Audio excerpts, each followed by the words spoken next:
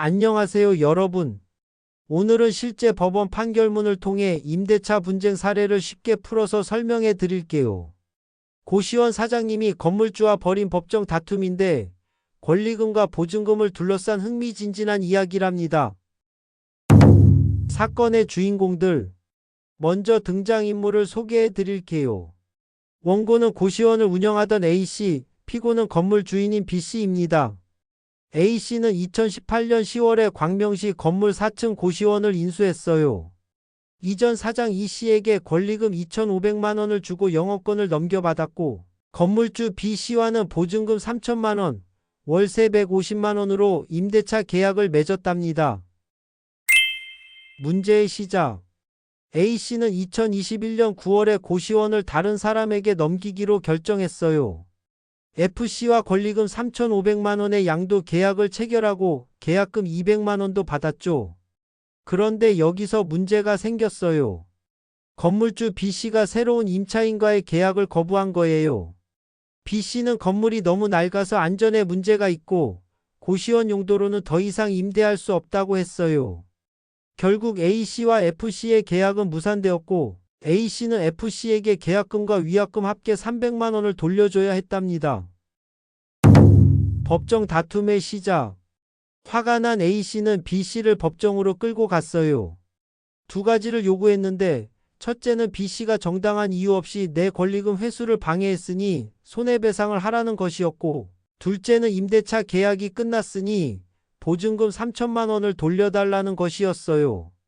A씨는 총 7,800만 원을 달라고 청구했답니다. 법원은 어떻게 판단했을까요? 권리금 회수 방해 관련 판단. 법원은 A씨의 권리금 관련 청구를 받아들이지 않았어요. 왜냐하면 B씨가 미리 여러 번 경고했기 때문이죠.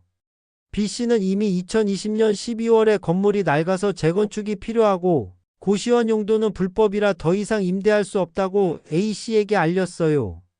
실제로 광명시에서 건축법 위반으로 시정명령까지 내렸고요.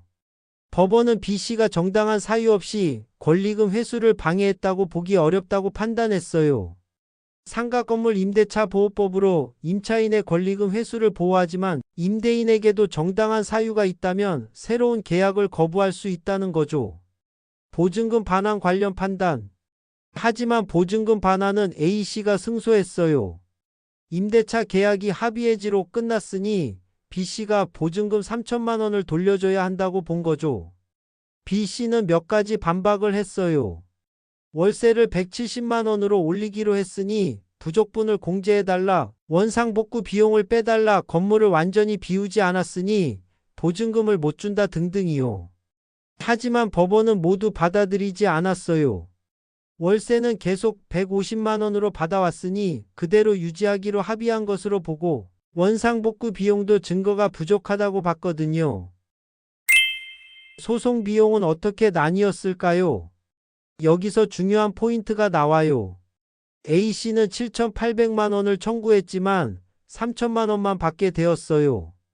부분 승소인 셈이죠. 그래서 법원은 소송 비용을 다음과 같이 분배했어요.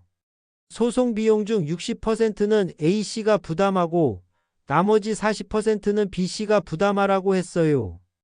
A씨가 청구한 금액 중 일부만 인정되었기 때문에 승소한 비율에 따라 소송 비용을 나눈 거예요. 최종 결과. 결국 A씨는 보증금 3천만 원과 이자를 받게 되었어요. 이자는 2022년 7월 1일부터 판결일까지는 연 5%, 그 이후부터는 연 12%로 계산됩니다. 오늘의 교훈. 이 사건을 통해 우리가 배울 수 있는 것은 무엇일까요? 첫째, 임대차 계약에서는 미리 소통하는 것이 정말 중요해요.